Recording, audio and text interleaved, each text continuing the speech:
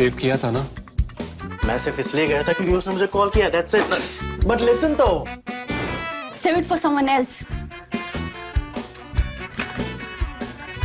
जिंदगी में सेव करना जरूरी है, मगर जब बात पैसों की हो, सिर्फ सेविंग से काम नहीं चलेगा। इक्विटी म्यूचुअल फंड्स में इन्वेस्ट कीजिए और अपने सेविंग्स को आगे बढ़ने का मौका दीजिए। Mutual fund investments are subject to market risks. Read all scheme-related documents carefully.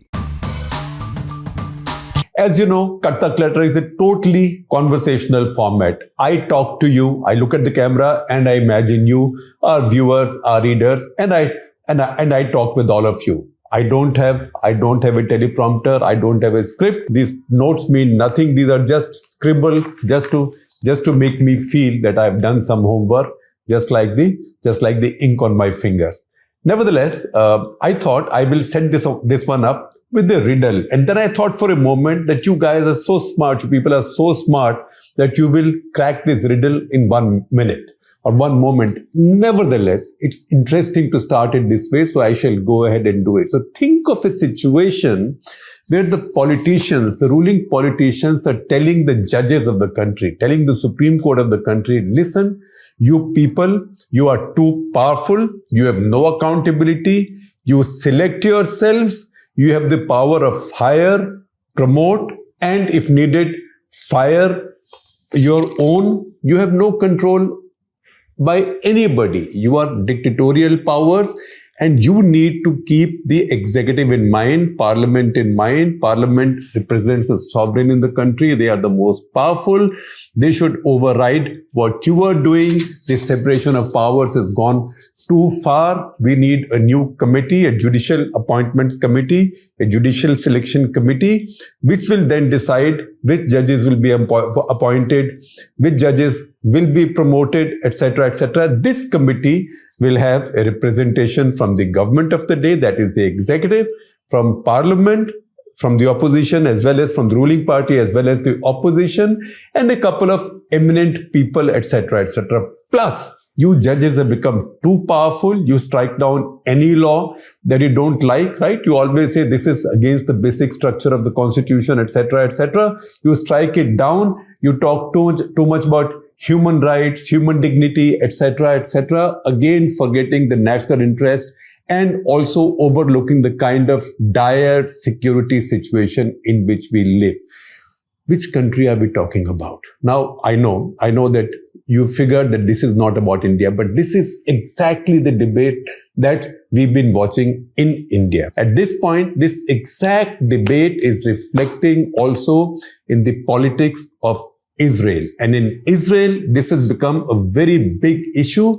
At various points of time, about 500,000 Israelis have come out in protest. Now you might say, 500,000, we might have seen 500,000 in India in protests at some point of time, not lately, but at some point of time.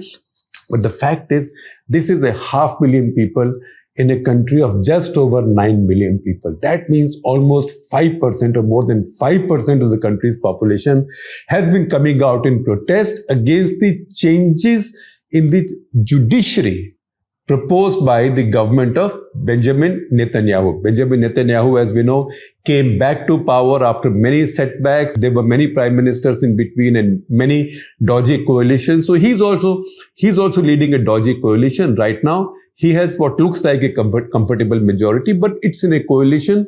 At the same time, he also faces really serious corruption cases with his own judiciary. And he's now gone out to, quote unquote, reform his judiciary, which has divided his nation as almost nothing has done in decades. Probably as Khimraj Jangid, who's a professor at O.P. Jindal University and is also an adjunct professor at Ben Gurion University at Negev. Jangid has written in his op-ed article for ThePrint, of which I'll share a link with you, that the last time Israel saw such protests was in 1982, and that was over what was called as Sabra and Shatila massacres, where it looked like then Israeli defense minister, very controversial, Ariel Sharon, who rose higher. Subsequently, he was defense minister. He was allegedly involved when people wanted an inquiry. Menachem Begin was then prime minister. Those protests succeeded in getting an inquiry. That inquiry indirectly indicted Sharon. Sharon lost his defense ministership, but became agriculture minister, so didn't suffer such a lot of damage. Since then, this is the first time that we are seeing protests of this magnitude in Israel. So what's the issue? So first issue is about appointment of judges. So Israel has had a system of appointing judges, which this lot doesn't like, which the Netanyahu lot doesn't like, because for quite some time now, as is happening in many democracies started out being more left liberal. Israel in particular was very left. So Labour Party ruled Israel for a long time. A lot of the freedom fighters in Israel's early history were from the Labour Party or the leftists. So they defined Israel's politics for a long time, as much as Jawaharlal Nehru may have defined India's politics for a long time. But the wheel of ideology and time and politics turned, and the left got replaced by right in many democracies, including as in India, so in Israel. In fact, in Israel, even before India. Now, as the right came into power, but even before they came into power, they were always complaining that all the constitutional and governance systems that were set up, they were all loaded against the dominant religion, which is Judaism, because Israel is a Zionist republic. Israel has no pretense to being a secular republic, unlike India. Also, that the political system had set up the Judicial Selections Committee that would choose judges to the nation's Supreme Court. In the process, because the system was so loaded on the liberal side, conservative judges were not being selected. So that protest and that campaign was going on. Within that campaign, while that was going on, a bunch of activists came from overseas also. And these were activists of the right. So I see a story in the New York Times, which I am sharing with you, which talks about two of these people, Moshe Koppel, 66, who's a maths PhD from New York, and also from New York, Arthur Danchik, who's 65, a multi-billionaire, who gave the money, and Moshe Koppel set up this organization called Kohelet Policy Forum, which started producing position papers on the libertarian side, but ultimately became the engine to drive this campaign to quote-unquote reform the judiciary. What does the reform of the judiciary mean, and why has it become such a divisive issue? That the rare thing that's happened in Israel is that its armed forces reservists are also coming out in protest. Now, Israel has an unusual system. We all know Israel has very strong defense forces, but Israel it's a very small population, a very busy country, very small and very busy population. So it maintains a small standing army or small standing armed forces. But since its people have compulsory military service, at least most of them do. It's one of those paradoxes in Israel that people who are the most orthodox Jews in Israel actually do not go to military service. And sometimes orthodoxy is a way of escaping compulsory military service. Nevertheless, let's not digress. Most Israelis have compulsory military service. So they are trained every year. They remain among reservists. If there is a threat to the country or if a warlike situation emerges, there is a call-up, and they all land up in the service of the nation. These reservists who are so valuable, who are like the serving armed forces of Israel in many ways, they are the ones who are coming out in protest. In fact, many of them are now saying that if these laws are passed, if our democracy is undermined, we'll have to think whether it's worthwhile defending the system or not. Some of us might find it unconscionable to go and fight on the call of a government like this, if the system is changed in Israel in such a manner that it is no longer a democracy or no longer adheres to the principles of democracy that our founders had envisaged or promised us.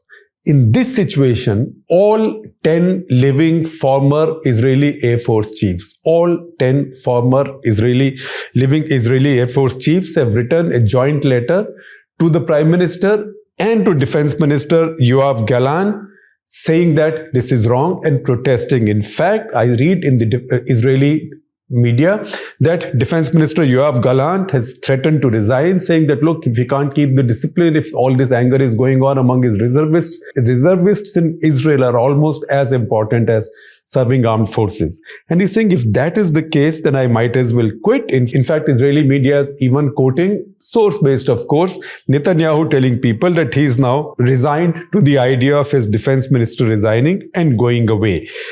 What is the protest about? As I told you, the complaint is about changes which will weaken Israel's judiciary and undermine democracy.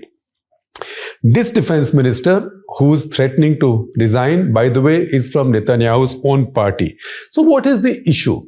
Israel does not have a written constitution. It does not have a written constitution, but it has basic laws. And these are 11 laws. It's a set of 11 laws, one of which pertains to judiciary. 11 laws which govern the powers of Israeli administrative machinery, the government. So also on how to protect human rights, human dignity, etc., etc. These 11 basic laws. Now, under the 11 basic laws, one is the basic law on judiciary that provides for a 9-member committee for selection of judges. These 9 members include 1, the Minister of Justice, 2nd, 1 more minister, so Minister of Justice and 1 more minister from cabinet, then President of the Supreme Court, like the Chief Justice of Supreme Court, 2 more judges of the Supreme Court, so that becomes 3 judges, 2 representatives of the Knesset, that is the parliament in Israel, and 2 members of the Israeli Bar Association. What this does is, this leaves the government of the day very little power in the selection of judges. And they don't like it. So the right-wing criticism is that with this committee now has the power of appointment, of promotion, of removal. In the process, conservative judges are not being chosen, and also ideological decisions are being taken by the Supreme Court of Israel. And that's why this tension has been going on. Now, under the new changes that are proposed by Netanyahu, first he came up with an idea of reconstituting this committee as 3 cabinet ministers, 2 coalition MKs like Member of Parliament, Member of Knesset. So that is 3 plus 2, 5. 2 public figures appointed by the government. That is 7 in an 11-member committee, right? So the government got a majority of 7:4 in this case. Easy going. They would get anything done. Then when protests took place, he said, I'm willing to compromise, and he came up with an idea, and now he's come up with an idea. So in the amended proposal that Netanyahu has put forward, there'll be 3 cabinet ministers, 3 coalition MKs, 3 judges, and 2 opposition MKs. That's 11. So once again, government has a majority, but it's a 6-5 majority. And because these are coalitions, there's always an expectation that some MP from the ruling party will have some conscience and will act a little bit better. So this is a compromise formula that is put forward. It's not yet selling very well. It's not yet being accepted, but this is something that he has put forward. The President of Israel, Isaac Herzog, President of Israel is a titular position. He has delivered 3 addresses to the nation, asking for reconciliation on this issue. His 3rd address has been described as an address out of despair, because he thinks that nothing is happening and that his country is at a standstill. So that is the situation Israel is in. Now these changes, appointments are one thing, but these changes are much more far-reaching than talking about just the appointments. So these changes in the selection committee, in any case, give the government a permanent majority in the selection, promotion, and firing of the judges. Now, these changes also put further restrictions on the judges. For example, if the judges want to strike down some new law passed by the government as being violative of basic laws of the country, that is why I made that comparison with the basic structure of our constitution. If these judges have to strike down a law like that, now all 15 judges will have to vote together, en banc as it's called, all of them by unanimity. Remember, the basic structure doctrine in Indian system was established by a 13-judge bench in 1973 in the Keshwanand Bharti case, which established the basic structure principle with a majority of 7-6. It was a divided verdict. So it was that one judge majority that protected India's constitution. In Israel now, to do something similar, all 15 judges will have to act together or vote together. That's going to be very difficult because some are conservative, some are liberal, so on and so forth. In fact, I read in the Israeli media now that the new compromise proposal that Netanyahu is putting forward, he's now saying, all right, if 12 of the 15 want to do it, they can do it. But what happens? If they strike down one of these laws, it will go back to the Knesset, and Knesset can still pass it with the majority of 61. 61 in a house of 120. So in any case, whichever government is in power will have at least 61 in a house of 120. And if they reenact that law, now the court can no longer review it. So that law will become a pakka law. Then they say in the new changes that the court cannot strike down or amend a basic law. Now you might say that, look, if the courts are fighting, the whole issue is that courts must have the power to strike down laws that are violative of the basic law. Then why are you saying courts should not review the basic law? Because courts are there to protect the basic law. Why should they be reviewing it and amending it? Because the Knesset now will have the power to make basic laws. So on the one hand, the Knesset has the power to make basic laws. On the other, the court will no longer have the power to review the basic laws that the Knesset now passes. At the same time, the other laws that the court may find violative of the basic laws, even with the majority of 15-0, will come back to the Knesset, can be passed again by the Knesset, and will not be subject to judicial review. In this case, the ruling party or the government will get dictatorial powers in Israel. That is what the issue is all about.